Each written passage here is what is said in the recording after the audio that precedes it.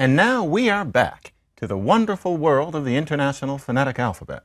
And this time we're going to do the vowels.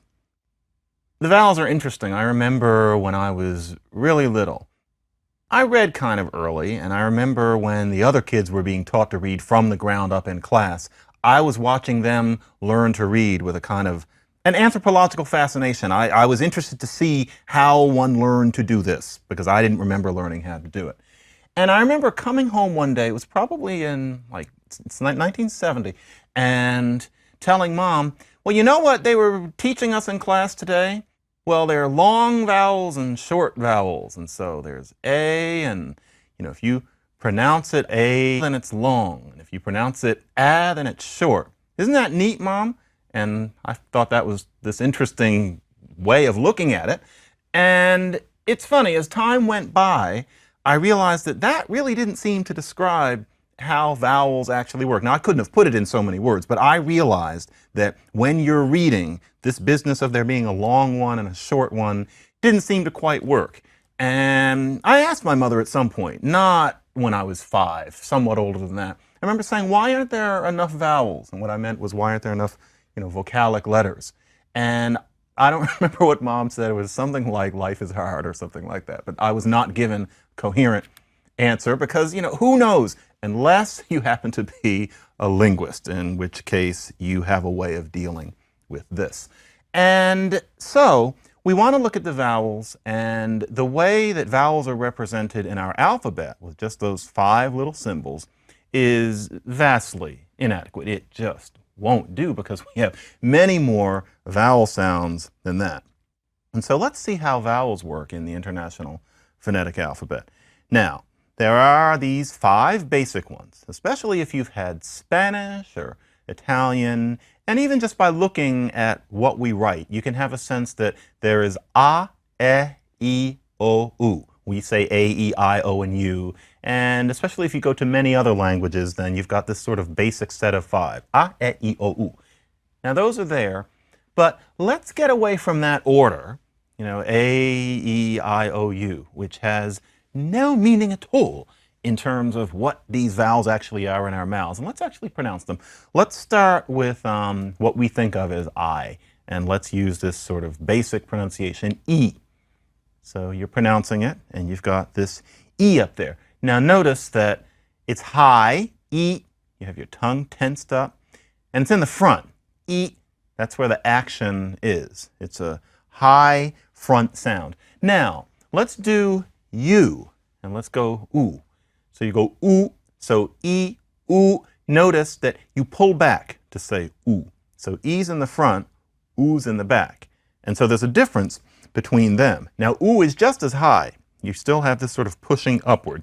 E, oo, it's just that one of them is front and one of them is back. Now, the way we transcribe those sounds, and just those sounds, not the vast other loads that the written symbols I and U take care of, but just E and U, those are transcribed in the International Phonetic Alphabet as the symbols for a lowercase I and a lowercase u.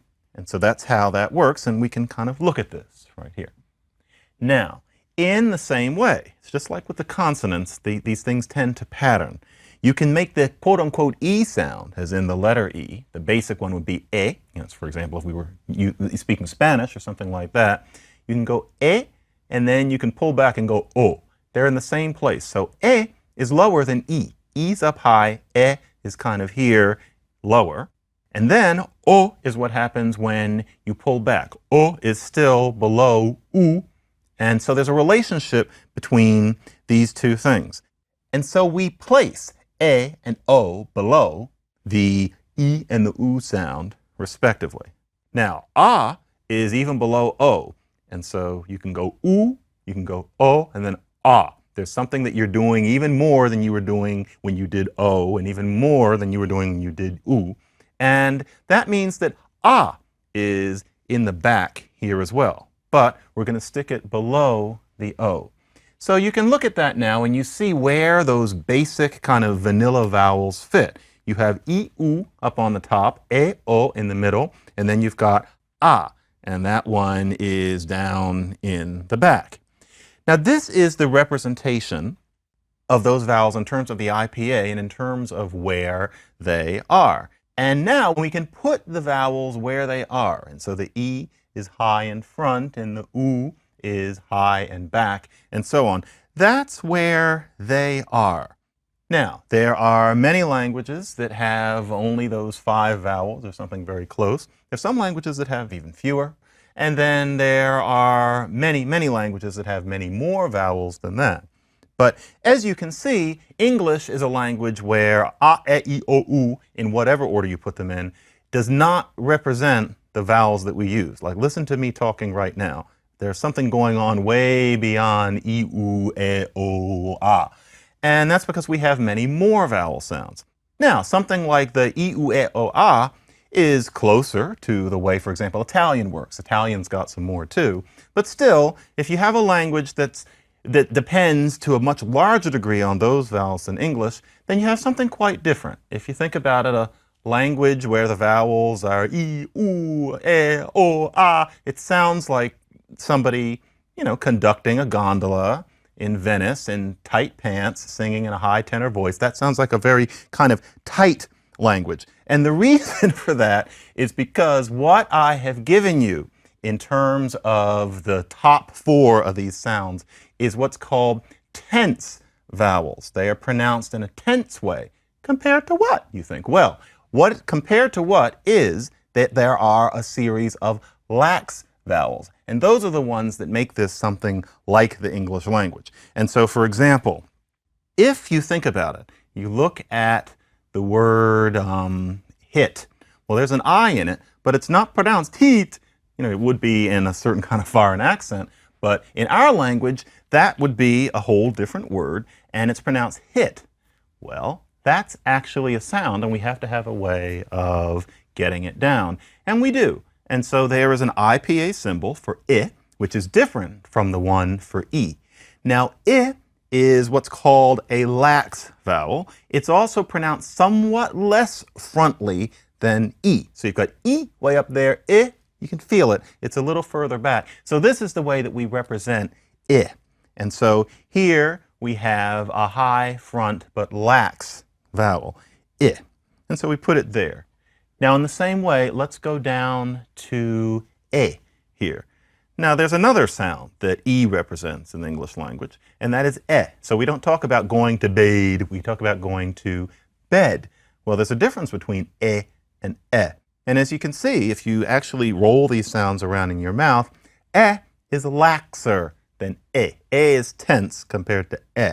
And E means pulling a little bit more in than E. And so this is another lax vowel, and we place it analogously to the way we place the I. And so there that is right there. And we can keep going with this. And we can also see how spelling can be a problem. If we have our lax alternative to O over here in the back, if you make it O a little bit laxer and pull it a little closer to, in this case, not backwards, but it's a little bit closer to the front, you go O, O. And so that's a lax sound. Now, we spell that A-W, but that won't really do, because if you look at what A-W literally would mean, for example, in the International Phonetic Alphabet, that would be O, and that's not what we're trying to say. We're trying to say O. O is a sound of its own, and we represent that with an O with a bite out of it, which is what I think of it as. Many people call it the backward C, whichever. But that sound is indicated a little bit below and a little bit inward from O. And so that is our lax sound. A little bit lower, a little bit further in. And then let's look at U up here. We also have a lax, slightly inward alternative to U. And that is the sound in, for example, foot. And so we might look at it, and you can imagine a foreigner new to English thinking that it was foot, but it isn't, it's foot. And as ugly as we might find that sound, it's my least favorite sound in the language for very arbitrary reasons. It's like, can I get a hot dog? But despite the fact that could be considered ugly, it is a legitimate sound, and it is not just some kind of oo. It has a symbol of its own, and that is this oo that has kind of feet and is upside down. And that is this symbol. And so we place that here.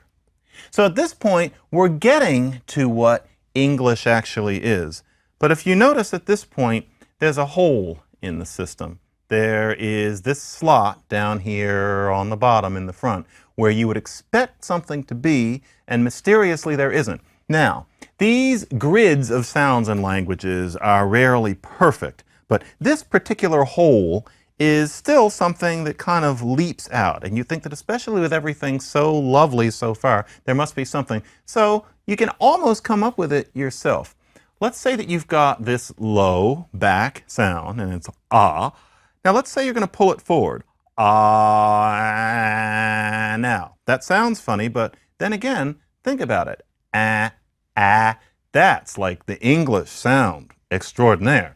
I mean, if you are learning any other language, the chance that that language had an ah in it is rather small. However, in English, of course, you know, cat, bat, down to the mat, that is a standard sound. It's not just ah, but with a twist. It's a sound of its own, and it's indicated in the IPA with this symbol here. And so now we've got everything nice and tidy. And so that is a large part of what we've got in this language. Now let's deal with a little bit of thoroughly non-threatening terminology, which is, and I've actually kind of slipped some of this in for you, and none of it is particularly difficult when it comes to the vowels. We see that vowels are determined by three main parameters. So for example, take the I, this E sound. For one thing, it's high, and for another thing, it's front. On the other hand, O is in the middle. We see that it falls in between oo and ah. We call it just mid in linguistics. And it's not front, and therefore we call it, three guesses, back. And so that's where it's placed. Then ah is low. It's not high, it's not in the middle, therefore it must be low. And ah is front. And so you talk about a low front vowel. You can talk about an ah sound, but linguists would talk about a low front vowel, and that is ah. And so you have that, which is the height, and then what's called the frontness. It's just a matter of these scientific descriptions. And then there's something which is called roundedness. And that's because O and oo in the back there have rounding. Now, it's not true that everything in the back has to have rounding, because ah doesn't have the rounding. But with oo and o, you have to make the kind of kiss gesture with your mouth in order to enunciate them. And so we call o a mid-back rounded vowel, because it's all of those things. It's got the rounding, it's in the back, and mid it is. What we call I, but E, is a high front unrounded vowel. And that's what we call these things. Now, the roundedness may seem like we're just sort of being obsessive butterfly collecting types of people and mentioning this roundedness. But the fact is that front vowels can be rounded as well, and back vowels can be unrounded, even when they're not ah, as far as languages go. So, for example, in English, the rounded vowels happen to be back ones. Ooh, oh, the kind of cute Clara Bow lips kind of vowels. Clara Bow was a silent film star. However, in, for example, French, there is the very cute French U. And so if you pronounce French badly and you're talking about the moon, then you'll say la lune. And I imagine the French are used to that. But really, you're supposed to say something like la lune. That's how they say it. Now, to us, it's, well, they say you in a cute and kind of fetching way. But actually, what they're doing is they're pronouncing a high front vowel, which has the Clara Bow lips roundedness that in English is only present on the oo and the o. And so instead of saying lean, they say lean. And so that's what they're doing. So they've got not only the sound E, they've got their high front unrounded, but they also have their high front rounded vowel. And if we were going to put this in our chart, then we would put it here, like so. So that can happen. Then, on the other hand, you can also have back vowels that are unrounded, and they're not all just ah, like in English. So let's take the Japanese again, the ever phonetically misrepresented Japanese. We say, I'm going to Mount Fuji. And then they say Fuji. And you think they sound, there's something wrong with them. But in fact, they are using different vowels. And so they're not saying oo, they're saying And what is what happens when you've got a high back vowel, but you're not doing the kiss. And so instead of ooh, and so Fuji. And so bilabial fricative as the quote unquote F. And their oo is actually an It has a completely different symbol, one that we're not used to. And here it is. It's this M that's on its back as if it were a dead cicada at the end of whatever month it is that cicadas live and die in. And that's how you do that in the IPA. So roundedness is important. In terms of looking at what a vowel is across languages, we have to specify that O and U are rounded back vowels because a back vowel does not have to be rounded. So we're at a point where we've got almost all the vowels in English, but then there are some others. So for example, you can say root, and we have our oo sound for that. You could say, as some people do, root, and then there's foot and book and etc. And we have a symbol that looks like a U for that, the U with the serifs, the feet. Now, that still does leave something else, though. What about the sound in cut or butt? It's not boot, it's not but, it's butt. So, U has already been used for oo, and then we've even got something that looks like a U for So what do you do for butt, which is very much a sound of the language. It's part of speaking English. We don't just have ooh like the Italian. We have That's what there is in English. The way that you transcribe that sound is with this symbol. It's called a caret. Caret is in C-A-R-E-T, not the vegetable that is very hard to grow on your own in a garden. We did 23 vegetables last year, and the only one where nothing ever happened was the carrots. Anyway, there is this thing which is called a caret, and that's Now this is one that is neither front nor back. It's in the middle. Now we can't call it mid because we already have that for the height, and so we call this central. Nothing difficult about that. And we place it right here. It's in the mid region in terms of height. It's central in terms of frontness. So that's how we do And then, finally, what's the sound in lemon? Not the but what's the other vowel? This kind of What's the sound in about? This little sound. Or, oh, look, it's photographer. What is the sound in between at the beginning? It's this rather indistinct sound. If you could eat it, it would taste like dirty dishwater, but nobody ever eats it. And it's indicated with an upside down E. And you may know it's called a schwa. And schwa is one of our sounds, and it's placed close to the symbol. And we can put it like so. We can put it right there. Now, this whole central region is not something that's just made up in order to account for English. Lots of things go on in the center. For example, in Russian, one of the weirdest vowels to master is the one in their word for, say, was. Their word is bul, bul, or mouse, mush, mush. That's the best I can do. That is not just basically a screwed up sound or a weird sound or something like that. What it is what linguists often call the barred I. It is central. It's in this region. And it's high, because of course you can have that. We don't have it, thank God. But if you have this high central vowel, then it comes out as moosh. That's a mouse. And so that's how it works. Now, to cross the T and dot the I, so to speak, we do have a few other things. We have what are called diphthongs, not diphthongs, which is easy to say, but diphthongs. And that is combinations of vowels and glides. And the ones that are central in English are I, indicated with the A, and the quote-unquote J that is an indication of the Y sound in the IPA, as in rice, and then AW, quote-unquote, which is for house, and then for boil, the OI sound, we have our quote-unquote backward C for aw, followed by the glide y, oi.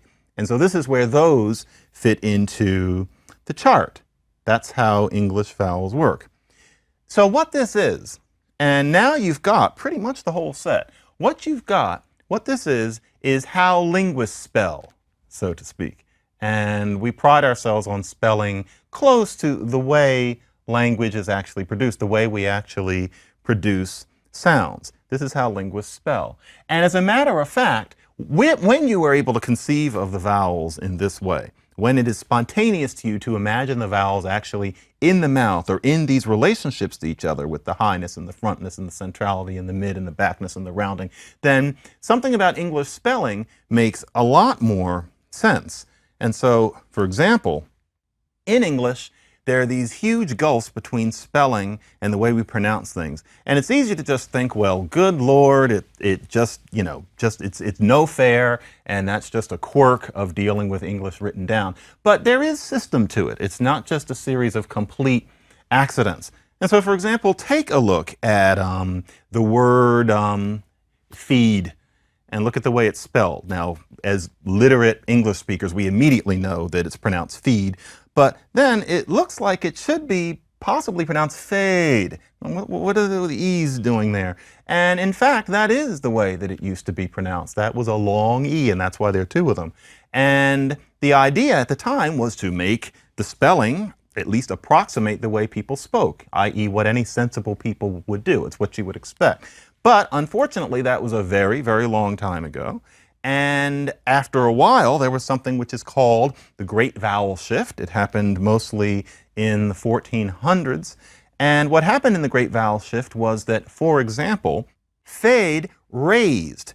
Now, that means that it went upward. And so we talked about how A is a mid sound. It became a high sound. Well, what's the high sound right up above A? It's E, and therefore feed. It made sense.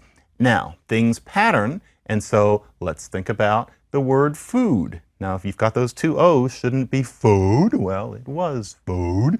And they had this raising process. So it wasn't just raising happened to one thing randomly like lightning striking. It was just this general process. And food, raise, well, what's up there above? Food. And so that's why it's that way. Now, something that's a little bit less predictable, but actually makes sense if you watch the steps step by step, which we will not, is that look at a word like made. Now, there's a reason why it looks like it was pronounced mada. It was. But there was a raising. And so you have what used to be pronounced as fade rising up into the region of E and becoming feed. Well, you've got an empty slot, so to speak. Well, mada moved up to where the A used to be in that mid and front region. So it went from back to front. But it went upward into the mid region and became pronounced made. And so that's how those things worked. Those things happened according to where the vowels actually sit in the mouth, certainly not according to spelling, and not according to pure serendipity. This is the way vowels shift. They shift according to a pattern, as certain people from Great Britain say it. I have no idea why I just said it that way. Anyway, so what this means is that how a linguist will transcribe a word and how we're used to seeing it spelled can differ considerably. And so, for example, we talked about the word through. Well, now we're in a position to see how through works. So it's not that it's four sounds because TH is two sounds, because TH is not two sounds. It's one sound. It's th. It's our theta. It's our voiceless interdental fricative. That's interdental and voiceless, and therefore it's a voiceless interdental fricative. It's our th. And then there are only two more, oo. So that's through. That's the way it looks in the International Phonetic Alphabet. Or try something like somebody says something's up. Now, one way to deal with that is to write something is up. But that's not what anybody would say in any situation in English. But then on the other hand, if you write something's up and you have an apostrophe where quote unquote the G is supposed to be, none of that really represents what's going on in the mouth. If you wrote it in the International Phonetic Alphabet, well, we've got that caret again. So something's up. And it goes right there. There's a glottal stop. Something's up. That's what you actually say. So there it is in the International Phonetic Alphabet. Now, this also explains why many people will say apple and yet actually be following a rule. We think of the rule as being that you say a before a consonant and an before a vowel. Then there's so many people walking around talking about an animal, a apple. And you think, well, ignorant, heathen, breaking the rules of their own language. But actually, listen to the way they say it. They don't say a apple, or if they do, they're like just about to die. I mean, only then would somebody say that. They say a apple. Well, what's the It is a consonant. And so somebody is not saying apple, they're saying apple, and is real. And so if they say a apple, they are obeying the same rule as somebody who says a father or a Bible or a wall. Apple, because there's a consonant there. So people often make more sense than it seems like they do. In any case, there are a great many ways that a language can fill up its grid. And we're seeing the English one, but English is actually in about the middle in terms of the extremes that we see.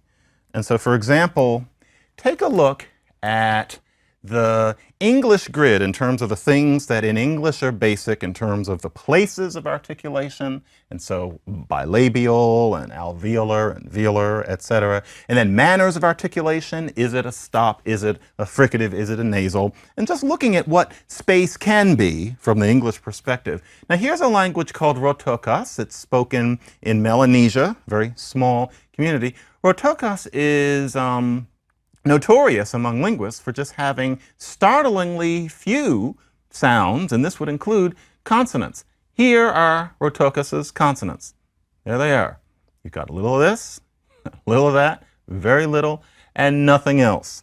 None of this bric-a-brac that we're talking about. Rotokas is a legitimate language with a complex grammar, but sounds is just not what they're terribly interested in.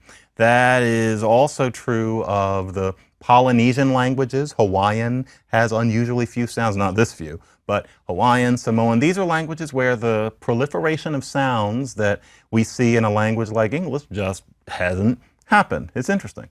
Then, on the other hand, you can look at a language like, for example, this one spoken in the southern part of Africa. Here's a click language. This one is called something like, but it's a completely different language. Look at the consonants in this language because it's got clicks. It's got lots of clicks. So it's not just one click. It's not just two click. It is a whole bunch of clicks. And remember, they're not what you use to call the cat. These are consonants just like b and d and f and g are to us. Just imagine being able to hear a language like this actually spoken. But these are the languages spoken. Often in the media, they're termed what's written down as the kung. That is a transcription for we handicapped people of what is actually something like that. Anyway, now you are at a point where you can understand that when linguists talk about sounds, they are talking about something quite different from the ABCs. The ABCs are for our reading pleasure when we're sitting in a chair with brandy, or of course we have to teach our children the ABCs to get along in this world. But when we're looking at language, we have to realize that things like that transcription of through and something's up are our reality, and that the ABCs are just clothes.